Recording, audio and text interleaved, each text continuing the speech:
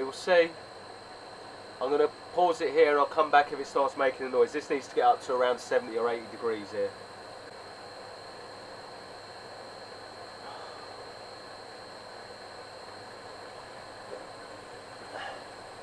I will wait actually, it's getting there quite quick.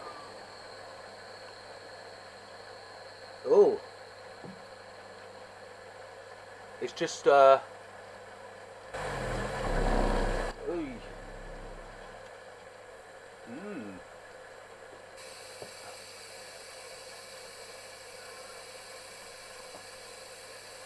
Did my fan just pack up?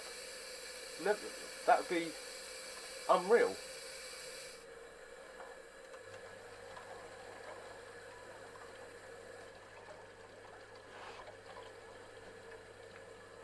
Did you see that? Did you hear that burner noise?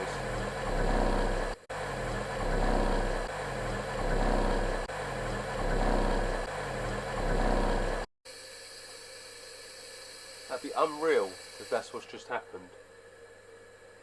Turn on boiler. Let me just turn the hot tap off to make it get through S98 a bit quicker. Usually. There you go. See S97. I think my fan may have just decided.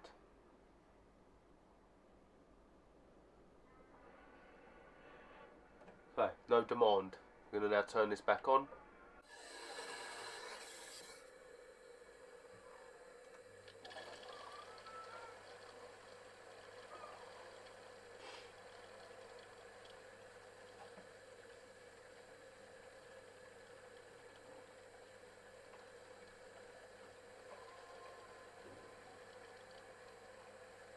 No fan, look at that. Can you believe it? And that was running. And then the fan started to go slow. That's when I suddenly popped up and went, oh, something's going on here. And the fan has just gone.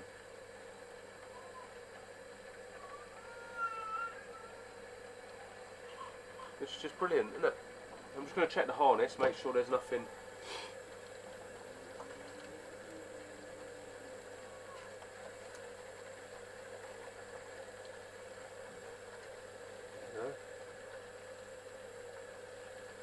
Wowee. Wowee.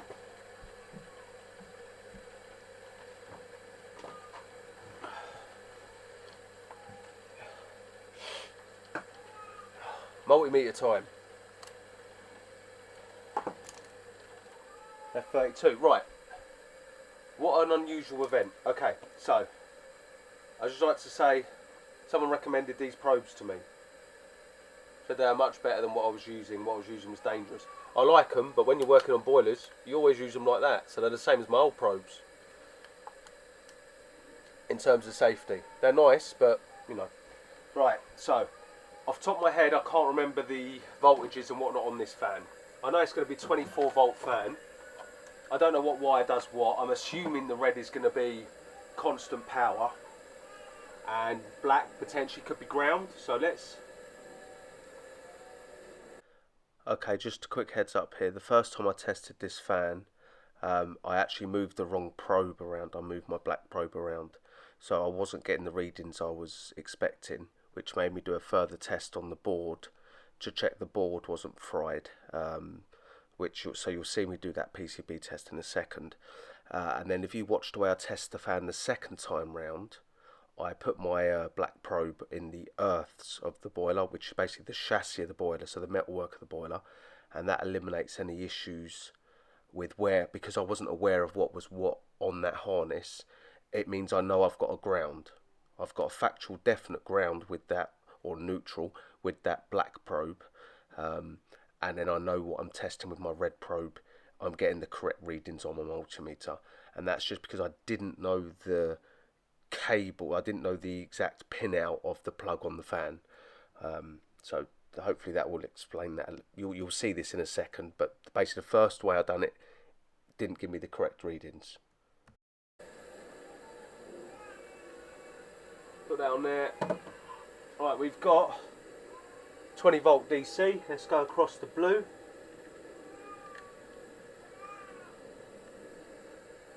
22 volt DC.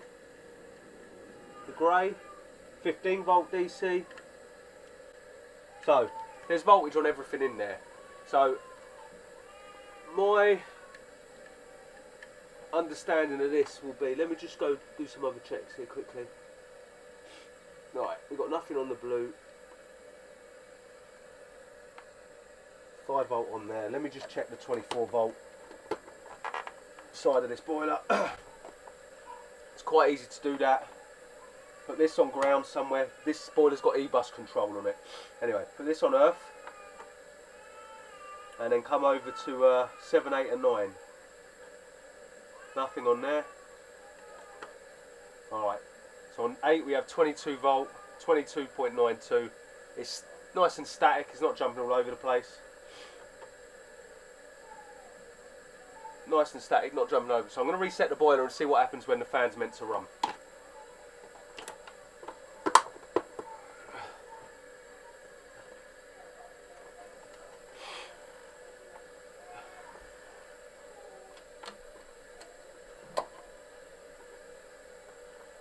Okay. Let me come this side. 22 volt on the red, which I believe is the voltage to turn it. Nothing on the black. 17 volt on the grey now, so that's probably 60% duty. That's what, if the fan's meant to be running at 60% speed now, and it isn't. The blue's got nothing on it.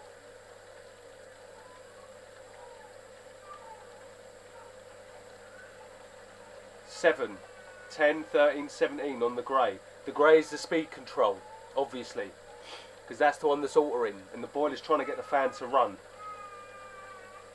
17 volt DC.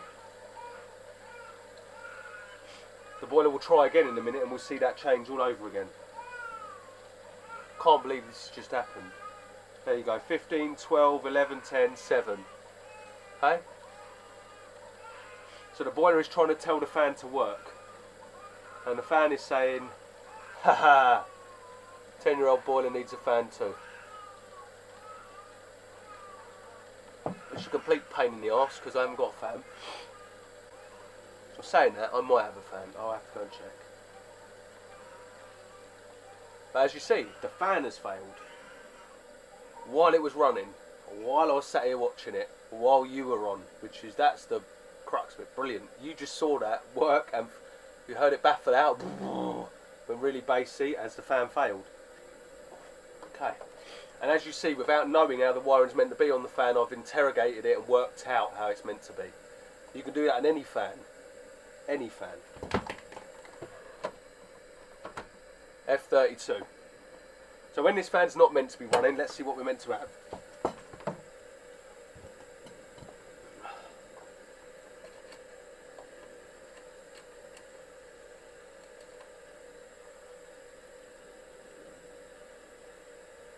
Seven volts is off.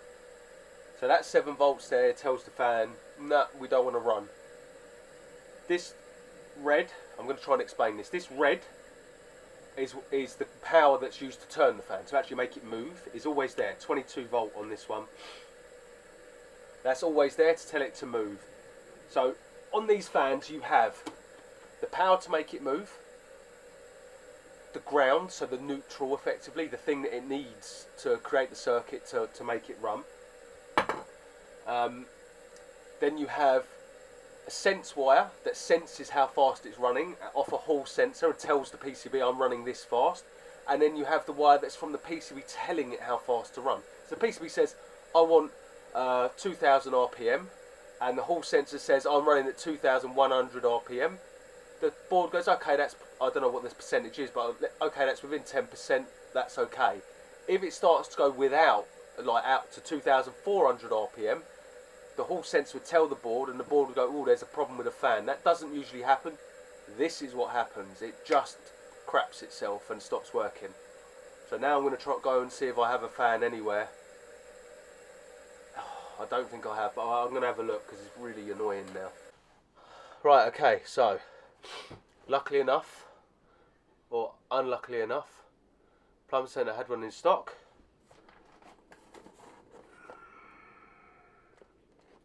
So now my pants have been pulled down. I'm going to change the fan on a boiler that I was. Yeah, we won't go into that. So I'm going to change the fan. I mean, it's quite basic. You undo these nuts. They're a big torque. 3 of them. Turn the gas off. Crack it here. Undo it here. Electrical connections off. 3 nuts. Take the whole lot out. Swap the Venturi and gas valve over onto the new fan. Yada yada yada. So I want to get on with that. As you can see, that's the T30. That's what you need to undo these. They are usually quite tight. There you go. Undo this. There is something I want to tell you about when you're changing fans. This is just the first fan I've ever had to do in a long time. So there's a little tip I'll give you about changing these fans when I get to it. So I'm going to undo the 3 bolts. I'm going to isolate the gas and crack this nut here. Take this off. Unplug the electrics on both.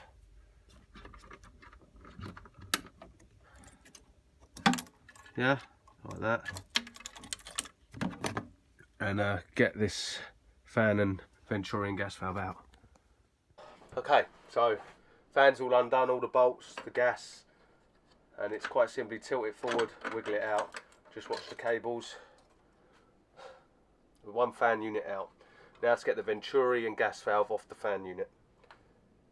Okay, so here's the fan. Got to undo bolt there, screw there and screw there. They are T25s. I'm using a T20 because my 25 is in my bicycle stuff. Because it's the same thing you use on discs on bikes. So yeah, just what I want to say with this is, look, I've put the fan in an orientation so I know how the fan is and I know how the gas valve and Venturi sit, because you've got a lot of different holes you could attach it to. Alright, let me tell you another thing. These holes are not threaded. If you look into them, they are not threaded holes. So when you come to refit this to your new fan, if you're not careful, you will break these screws that go into the fan. So my tip for that is to apply a little bit of grease to the new screws and wind them in and out as if you're cutting a thread. Don't just try and tighten them right in because you snap them. So wind them in, you know, a turn, out, a quarter turn, in a turn, out, a quarter turn. Just keep doing that until you get to the bottom. Because the day you snap one in a fan, there's a lot of swearing involved, and if it's a private customer, you look like a complete numpty. So I won't tell you how I know about that. So old fan, new fan. Here's the bolts. See, I've got just a little tiny bit of silicone grease on it. Same with this one, just enough silicone grease for crap to stick on it. So there we go. Now, I'm sure you know what I mean by how you would tap something. So you would just wind it in a bit, then it gets really tight, and then out a bit. Wind it in a bit until it gets tight. I need to hold the fan for this, and then just wind it out a little bit. That clears the threads and stops it all binding up in the aluminium. So I'll get on with that. Get that all clamped down nice and tight. Okay, so now they're both in. I've checked. They're touching the fan, yeah? There is no gap there. That's really, really important, because you can think they're tight and they're not. I'll tell you what I did do. I used WD-40 on this bolt, on this screw, and I used silicone grease on that screw. The WD-40 screw was much easier to put in. But I'm sure I'm not sure most of you, but I'm sure a few of you would have broken a few of them in your time. So now I'm just going to get the rubber gasket, that one, in there, and get this fitted and get this boiler back up and running. Okay, so I've got this back in. I'm just last tightening on all these bolts.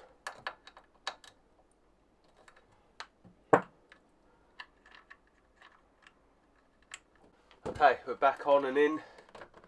I've redone that joint. I haven't used leak detector on it simply because it's in the van. When I go down to the van, I will have to get it. Let's see what happens now. Oh, what a pain in the bum. Okay. It's done S98 already.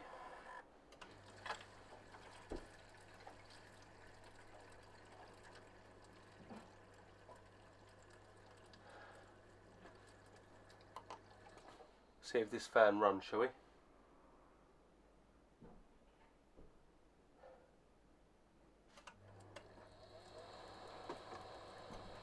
Fan running. Would you believe it? The fan failed live on camera with the boiler running and fired. That's I've never witnessed a fan fail in front of my face before, and yet in my own house it done it. So there we go. So let's see what's going on with it now.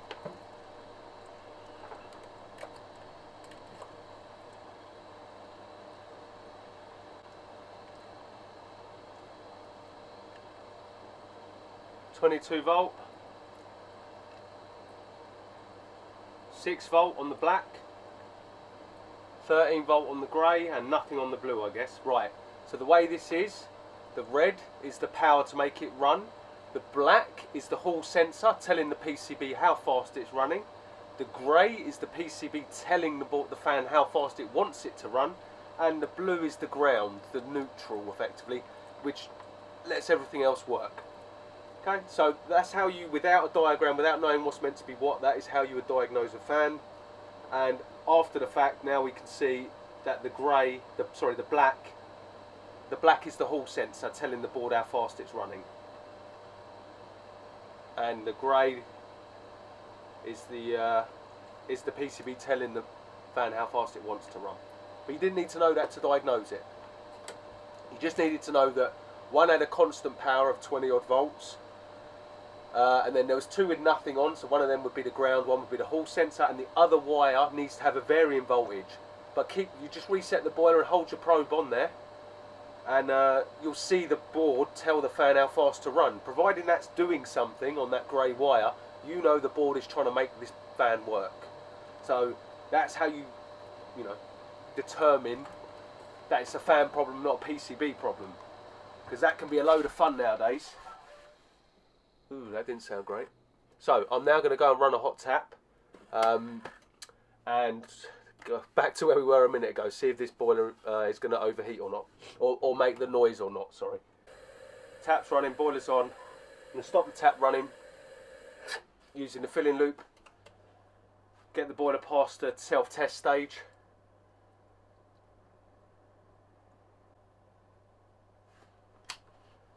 Wow. So I've shown you a few things here so far. Oh. Come on, boiler. Let's reset that again. Okay, let's get past S98 quicker.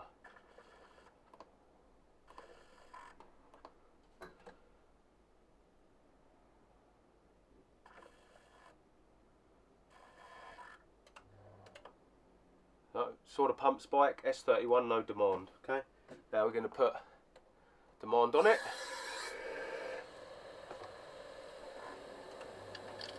That'll be now S13, S40 means it's lit, and it is. Chimney sweep this bad boy, see what happens.